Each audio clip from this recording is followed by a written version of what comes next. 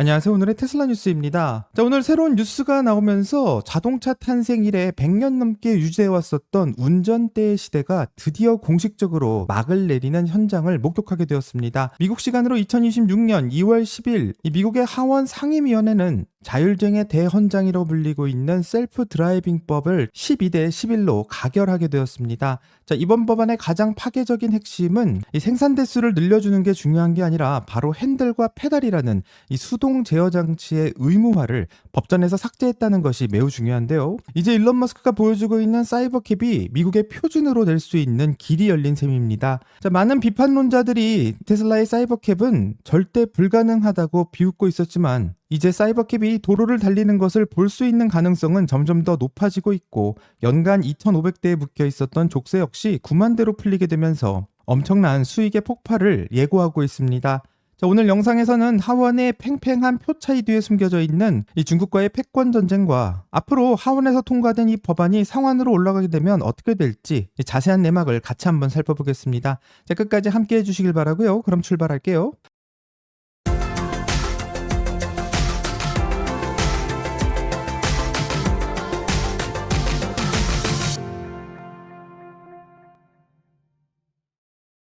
자, 법 관련된 이야기를 하기 전에 먼저 다뤄야 될 이야기가 있는데요. 오늘의 테슬라 뉴스에서는 세미트럭에 대한 이야기를 한 적이 있었습니다. 하지만 이 당시 때는 가격이 전혀 공개되지 않았기 때문에 알 수가 없었지만 오늘 드디어 그 가격이 공개되었습니다. 자, 테슬라 500마일이 주행 가능한 롱레인지 모델은 29만 달러, 한화로는 약 3억 8,500만 원으로 책정되어 있고 300마일 모델인 스탠다드 모델의 경우에는 25만 달러, 약 3억 3,200만 원 수준으로 책정되었습니다. 자, 여기에 각 주정부들은 자신의 패권을 지키기 위해서 보조금 전쟁을 벌이고 있는데요. 캘리포니아에서는 전용 프로그램인 HVIP를 운영하고 있고 이 뉴욕 역시 최대 8만 5천 달러까지 지원하는 공격적인 프로그램을 운영 중이며 뉴저지와 워싱턴 역시 새로운 예산을 편성하면서 보조금을 지급하고 있습니다. 자, 연방 혜택은 없어졌지만 주정부 보조금으로 혜택을 정도 받을 수 있기 때문에 캘리포니아의 보조금인 HVIP를 기준으로 한번 살펴보겠습니다. 자, 테슬라 세미트럭의 가격이 29만 달러인 상황에서 HVIP의 보조금인 12만 달러를 제하게 된다면 실질적으로 테슬라 세미트럭의 가격은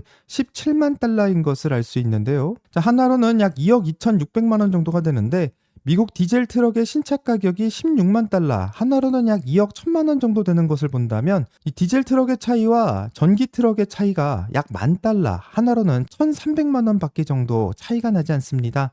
자, 연방 정부 도움이 없어도 주정부 혜택만 잘 챙기게 된다면 디젤 트럭과 붙을 수 있는 가격대가 만들어지고 있는 것인데 이 뉴저지 같은 곳에서는 오히려 보조금이 더 세기 때문에 디젤 트럭보다도 싸게 살 수 있는 기회도 열려 있습니다. 자, 이렇게 보면 디젤 트럭이 한 10,000달러 정도 싸기 때문에 전기 트럭을 누가 살 수 있겠냐 이렇게 물어볼 수도 있지만 실제로 테슬라 세미 트럭을 굴리게 된다면 한 달 정도 만에 이 금액은 메꿀 수 있는 수준입니다.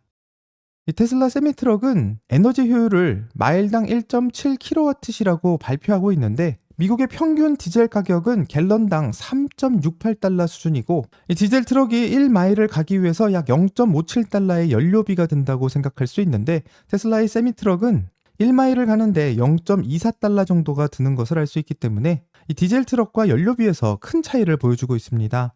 여기에 정비 비용이라는 치트키도 있고요. 디젤 트럭은 복잡한 엔진과 변속기 또 오일 교환 등 마일당 약 0.17달러의 유지비가 들어가지만 테슬라의 세미 트럭은 부품 수가 압도적으로 적기 때문에 마일당 0.08달러의 정비 비용을 예상하고 있습니다. 자, 이렇게 되면 디젤 트럭을 사용할 경우 1마일당 주행 비용은 0.74달러를 예상하게 되고 테슬라 세미 트럭은 1마일당 주행 비용이 0.32달러인데요. 만약 테슬라 세미 트럭을 이용해서 24,000마일 약 38,000km를 한 달 동안 달리게 된다면 한 달 동안 절감되는 비용은 10,000달러 정도를 절약할 수 있게 됩니다. 이렇게 되면 테슬라의 세미 전기 트럭이 훨씬 더 10,000달러 정도 비싸게 되지만 한 달 만에 운영비가 뽑히는 것을 알 수 있고 테슬라가 직접 밝히고 있는 데이터에 따르게 된다면 3년 동안 최대 15만 달러, 한화로는 2억 원의 연료비를 절감할 수 있을 것으로 계산합니다. 심지어 테슬라는 세미트럭의 구동계에 대해서 100만 마일, 약 160만 킬로미터를 보증하겠다라고 말하고 있고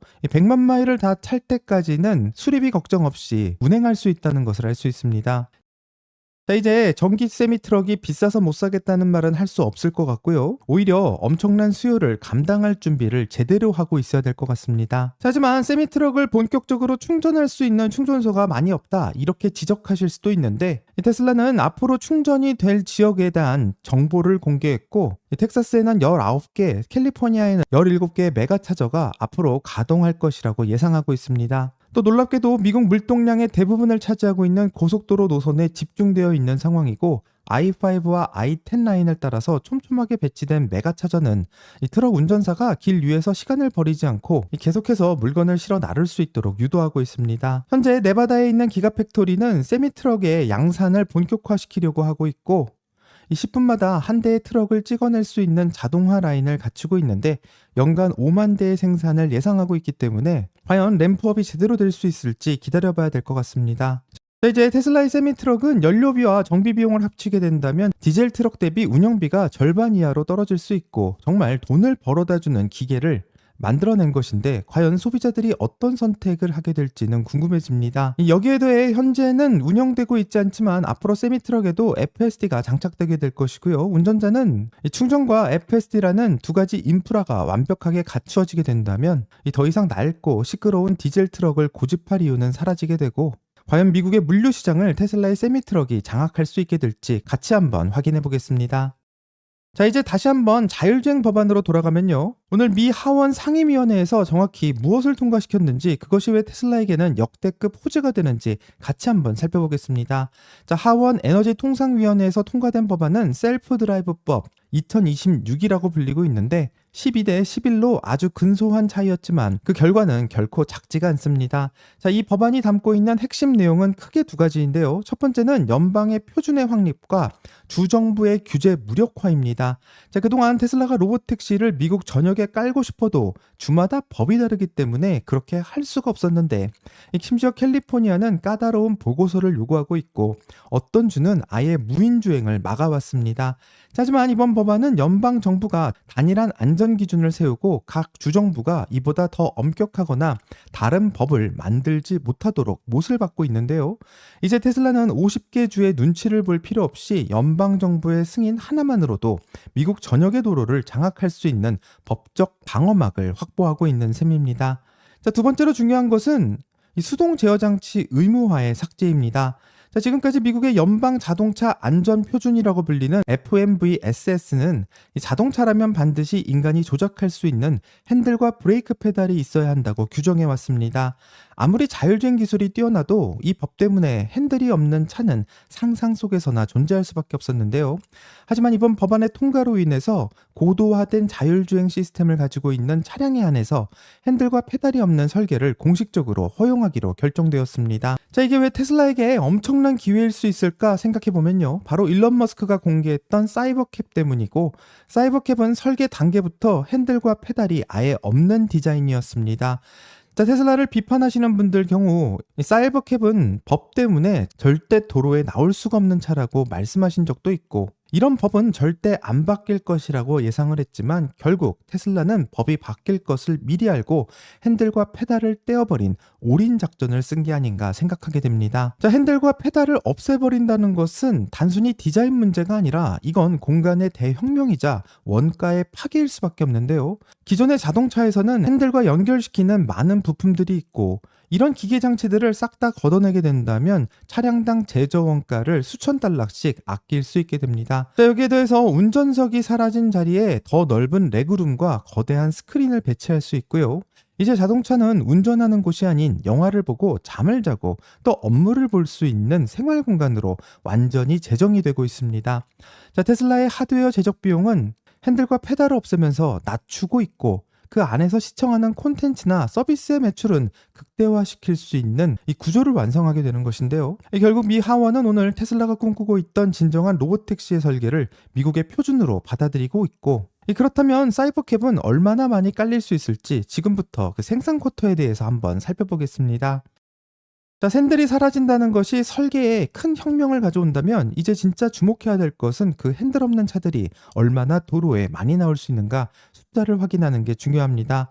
자, 그동안 테슬라 로보택시의 앞길을 맡고 있던 가장 치명적인 숫자는 2,500대라는 것인데 미국의 연방 자동차 안전 표준을 보게 된다면 핸들이나 페달이 없는 혁신적인 설계의 차량에 한해서 제작사당 딱 2,500대까지 허용을 해오고 있었습니다. 자, 이 말은 도로에서 핸들과 페달이 없는 차들이 나오게 된데도 궁극적으로는 2,500대밖에 만들 수가 없기 때문에 수익성을 낼 수가 없는데요. 이렇게 2,500대로 제한을 두고 있는 것은 그냥 실험용이라는 뜻이고 아무리 차를 잘 만들어도 돈을 벌 수가 없는 구조라는 것을 말합니다. 자, 그런데 이번 법안은 이번 한도를 무려 9만 대로 증액하는 내용을 담고 있고 2,500대에 비해서 36배가 늘어난 것을 알 수 있습니다. 자, 이렇게 되면 자율주행 비즈니스가 규모의 경제를 실현할 수 있는 규모로 커지는 것이고 이 로보택시를 앞으로 운영하려면 전용 정비소와 충전 인프라, 원격 관제센터 같은 막대한 고정 비용이 들어가지만 2,500대를 굴리는데 이런 것을 투자하는 것은 굉장한 비용이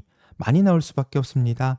자, 하지만 9만 대라고 하면 이야기가 달라지고요. 미국의 주요 거점마다 이 수천 대의 사이버캡을 배치할 수 있게 되고 이때부터 고정 비용이 매출에 희석되게 되면서 영업 이익 역시 달라질 수 있습니다. 이 보수적으로 잡아서 사이버캡 한 대가 연간 10만 마일을 주행하고 마일당 1달러의 요금을 받는다고 가정해 본다면 9만 대가 깔리는 순간 테슬라는 연간 90억 달러, 하나로는 약 12조 원에 달하는 매출을 확보할 수 있게 되는데요. 더 무서운 건 마진이라고 생각하고 일론 머스크는 사이버캡의 제조 원가를 낮춰서 마일당 비용을 0.2달러 미만으로 예상하고 있기 때문에 마일당 1달러를 받는데 비용은 0.2달러밖에 들어가지 않는다면 마진율은 50%를 넘어 80%에 육박하게 되고 전기차를 파는 것보다 훨씬 더 큰 마진을 유지하는 새로운 비즈니스로 접어들게 됩니다. 자, 미 의회가 갑자기 2,500대라는 족쇄를 풀고 9만 대라는 파격적인 숫자를 제시하는 이유는 바로 중국 때문이라고 생각하는데요.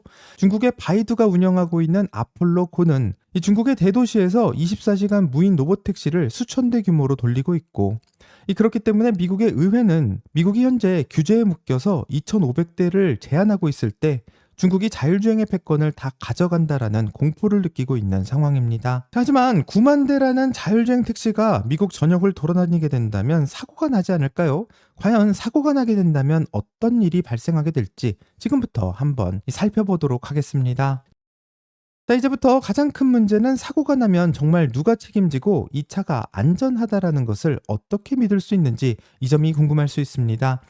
이 테슬라의 자율주행에 대해서 반대하는 사람들이 자주 들고 나오는 논리인데요. 하지만 이번 법안에서는 이런 우려를 한 방에 잠재울 수 있는 이 조항이 들어가 있습니다. 바로 세이프티 케이스 입증 의무라는 조항인데 정부가 제조사에게 핸들을 떼고 싶다면 이 차가 인간보다 얼마나 더 안전한지 과학적인 데이터로 증명하라는 조항입니다. 자, 여기서 먼저 로보택시를 시작하고 있는 웨이모와 테슬라의 격차가 벌어지게 되는데요. 2025년 말 기준으로 웨이모의 무인 주행 기록은 1억 2,700만 마일 수준입니다. 이 웨이모가 이렇게 많은 마일을 모은 것을 보고 대단하다고 말할 수 있지만 이 테슬라는 현재 전 세계 600만 대의 차량에서 수집되고 있는 누적 주행 데이터가 500억 마일을 넘어서는 상황이고 현재 웨이모가 정해진 구역 안에서만 무인 자율주행을 하고 있을 때 테슬라는 전 세계의 모든 도로와 모든 기상과 모든 사고 현장을 직접 몸으로 배우며 운전 실력을 늘려오고 있었고요. 그렇기 때문에 이 법안이 요구하고 있는 세이프티 케이스의 핵심은 바로 엣지 케이스에 대한 대응 능력이라고 생각하고 이 말은 앞으로 니자 같은 기관이 안전의 표준을 만들 때 1억 마일의 샘플과 500억 마일의 빅데이터가 있어야만 이 자율주행을 할 수 있다라고 표준을 세울 수 있기 때문에 테슬라의 주행 데이터가 앞으로 미국 자율주행의 국가 표준이 될 수 있다는 길이 점점 열리는 것 같습니다. 자, 결국 핸들과 페달이 없는 차를 허용한다는 건 AI가 가지고 있는 알고리즘이 인간 운전자보다 10배 더 안전하다라는 데이터를 보여줘야만 법으로 인정해주겠다라고 말하고만 있는 것 같은데요. 이렇게 점점 기준도 마련되고 있지만 중요한 것은 바로 정치이고 이제 하원에서 통과가 되었기 때문에 앞으로 남은 과정은 무엇이 있는지 같이 한번 살펴보겠습니다. 자, 하원에서는 12대 11 단 한 표 차이로 이 법안이 아슬아슬하게 통과되었습니다. 이렇게 아슬아슬하게 통과할 수밖에 없었던 이유는 바로 강력한 조직력을 가지고 있는 자동차 노조 UAW가 가지고 있는 힘인데요. UAW는 지금 4천만 달러, 우리 돈으로는 약 500억 원이 넘는 로비 자금을 쏟아붓고 있고 이렇게 로비 자금을 쏟아붓는 이유는 자동차 안에서 핸들이 사라진다는 것은 운전석을 만드는 노동자가 사라진다는 뜻이고, 이 말은 곧 노조의 영향력 악화를 의미하기 때문에 필사적으로 이 핸들과 페달이 없어지는 것을 방어하고 있습니다. 자, 그렇기 때문에 12대 11이라는 아주 근소한 차이까지 갈 수 있었다고 생각하는데요. 가까스로 하원을 통과했기 때문에 상원에서도 이런 비슷한 일이 벌어지지 않을까 우려할 수 있지만, 상원에서는 테슬라에게 훨씬 더 유리하게 작용할 수 있습니다.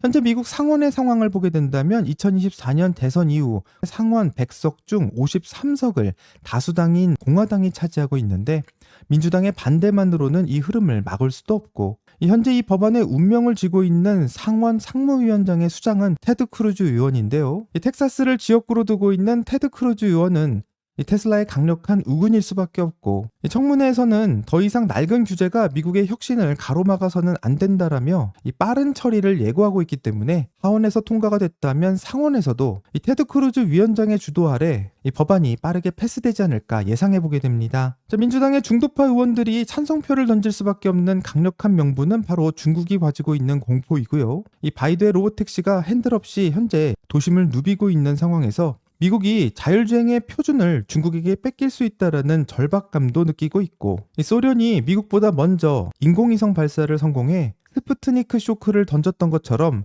자율주행에서도 이런 일이 재현되지 않기 위해서 최선을 다하고 있다고 생각하게 됩니다. 자, 이렇게 되면 테슬라의 자율주행은 더 이상 테슬라만을 위한 기술이 아니라 미국의 기술 패권을 지키는 법이라는 프레임으로 상원을 통과하게 될 것 같고요. 올해 상반기 내 최종 통과와 대통령의 서명까지 마무리되게 된다면 사이버캡을 위한 법적 장벽은 완전히 무너졌다라는 것을 확인하게 될 것입니다. 자, 이제 핸들도 없고 페달도 없는 차가 도로를 달리다가 사고가 난다면, 이전에는 운전자의 과실을 따졌었지만 이제 법으로 핸들이 사라진다는 것은 운전이라는 개념 자체가 사라지고 그 자리를 시스템이 대처한다는 뜻으로 해석할 수 있습니다. 한마디로 사고의 책임이 사람에서 제조사인 테슬라로 완전히 옮겨가는 대전환을 뜻하고 있고, 어쩌면 테슬라는 벌써 인슈런스 회사를 만들었기 때문에 이런 일들을 예상했던 게 아닌가 생각해 봅니다. 자, 그래서 이제 모든 시선은 2026년 4월로 향할 수밖에 없고요. 일론 머스크가 공언해 왔었던 사이버캡의 양산 스케줄이 좀 늦어질 거다라는 이야기도 나오기도 하지만, 이번 법안 통과로 인해서 불확실성은 점점 제거되고 있고, 과연 기가 텍사스에서 핸들이 없는 사이버캡을 양산함과 동시에 이 연방 표준에 따른 허가 역시 이 시기에 맞춰서 나올 수 있을지가 가장 궁금해지는 상황이라 생각합니다. 핸들이 없는 사이버캡 안에서 편안하게 잠을 자면서 목적지에 도착하거나 업무를 보면서 이동하게 되는 날, 과연 월가에서는 테슬라를 어떤 기업이라고 평가하게 될지가 궁금하고요. 오늘의 테슬라 뉴스의 구독자님들은 자율주행 법안의 하원 통과에 이어 앞으로 상원도 통과될 것이라고 생각하는지, 아니면 상원에서는 반대에 막혀서 결국 이런 일은 일어나지 않을 것이라고 생각하는지 댓글을 남겨주시면 더 자세하게 이야기를 나눠보도록 하겠습니다.